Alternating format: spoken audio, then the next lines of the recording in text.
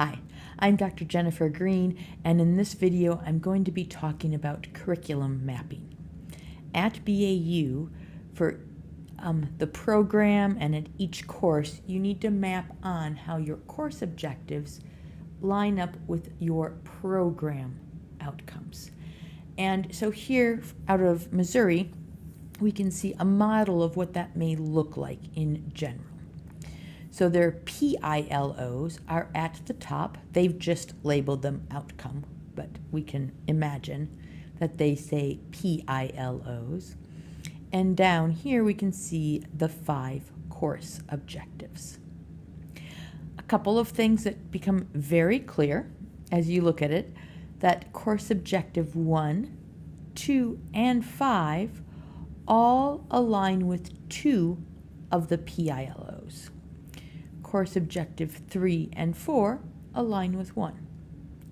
So the general rule of thumb is 1, maybe 2, at most 3.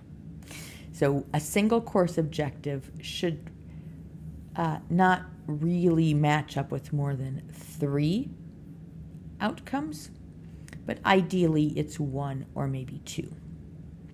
Okay, if you're matching up with all of them, your course objective is too big to be able to match up, right? Course objectives are actually smaller because program is big, then course, and then each objective in that course, right? So it should not be able to match up with all of your PILOs.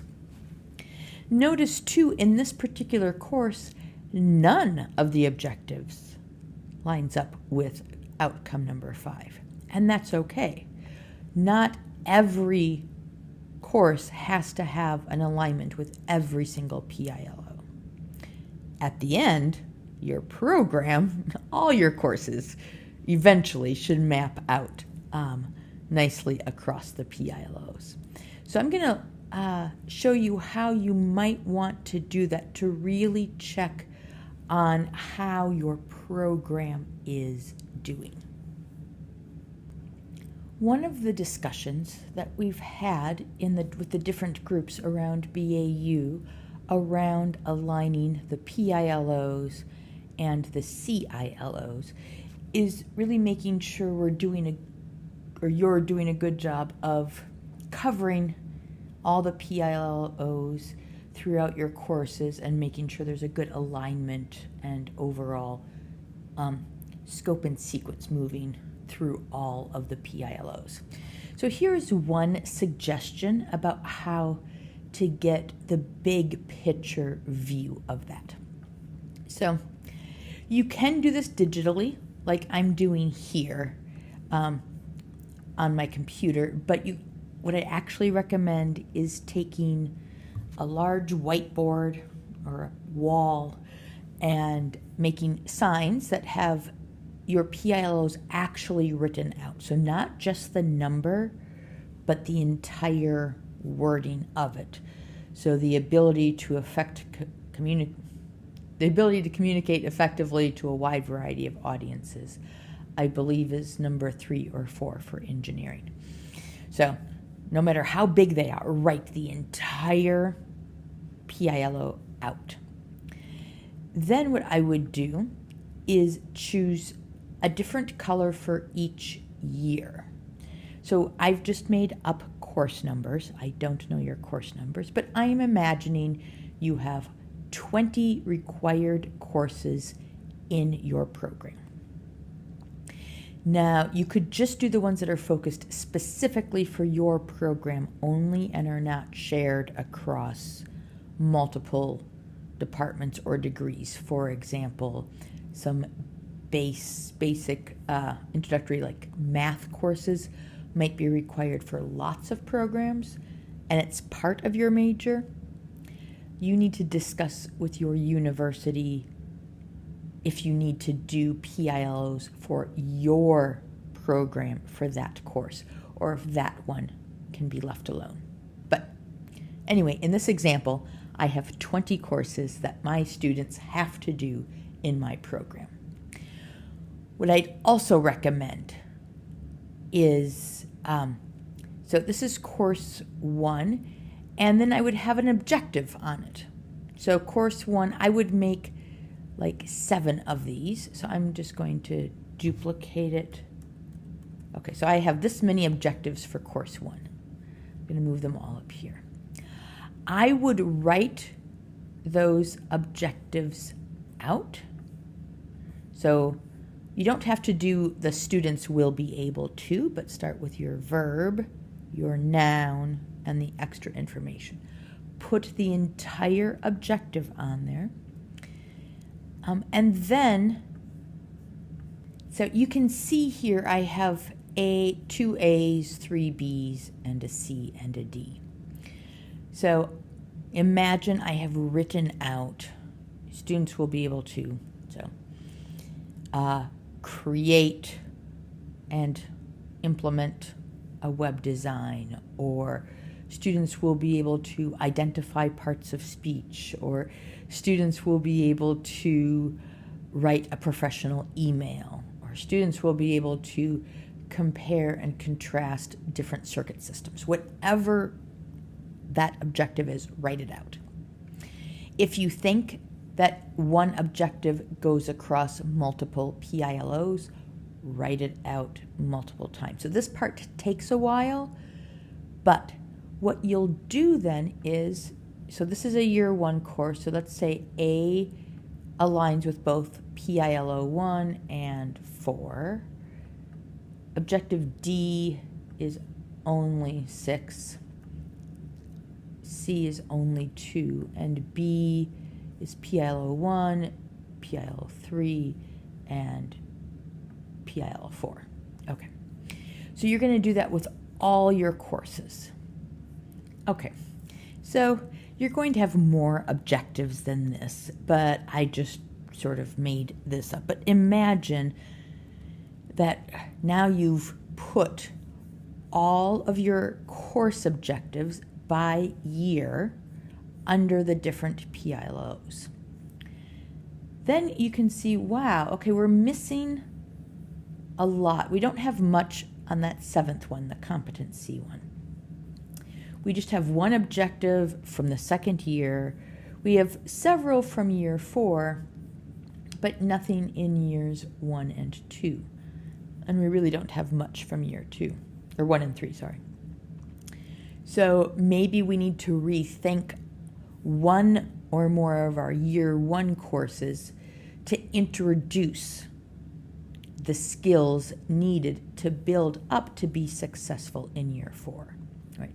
So we want to have a little something from each year in all of these to build up, to make sure that students can be successful. Because if we wait until year 4 to really hit a PILO, that could be problematic. I noticed that we don't have a lot under PILO 6 either, so we might want to re-examine that program outcome and think about what do we need to change in our courses in general, or is that not really an outcome we want or we need? Maybe we need a different outcome. So it can help you see where your value is in your courses. I know that your exams are 80% focused on like the first 1 or 2 or maybe 3 PILOs. So it is likely that you are heavy on your objectives in those areas. And that might be okay because you are teaching students the knowledge and understanding of a particular content area, of a particular field of study. The professional skills and competencies tend to be those more general skills needed to be successful in the workplace. Not always, but the ones that I've read tend to read more like really important skills and good skills, but it might be that you have even more over here, right, in the 1 and 2 area. But you'll want to look. This gives you a really good visual. Now, the reason I had you write all the objectives is that way you might, as a group, you might say, ooh, we've always placed this particular objective under PILO 1, but now as we talk about it, I'm wondering if it would fit better under PILO 2. So you can start to shift, or you might see this one and think, okay, we're teaching it here, but I think it makes more sense in course 102. Like, we're still going to address it in year 1, but maybe it's a better fit for the overall course. So you may end up reconfiguring, redesigning some of your PILOs if you notice that they're really not matching your mission. You may end up tweaking or changing parts of some or many of your courses to make sure you're creating a good overview and make sure you're meeting and addressing the different PILOs, right? In year 1, you're mostly introducing whatever knowledge, skill, competency. In year 2, you're probably practicing it more. In year 3 and 4, that's where you lean into the mastery of these skills. So just looking at how do your verbs also, you might notice some change in your verbs from year 1. It might be on the lower cognitive verbs, maybe, not necessarily, but you might notice that. And as you go into years 3 and 4, you should be moving towards those higher cognitive verbs. Now, you might have higher ones all the way through. That's okay. But it is something to look for. Like, are you noticing a growth of cognitive skills? Are you noticing a growth of knowledge in those 2 dimensions? In one of the videos I talked about for Bloom's taxonomy, the knowledge dimension and the cognitive skills dimension. So you might want to go back and review those. All right, I hope this idea can help you get that big picture and open up conversations about how your courses talk to each other, grow into each other, and flow to help your students really gain the knowledge, understanding, professional skills, and competencies that are required.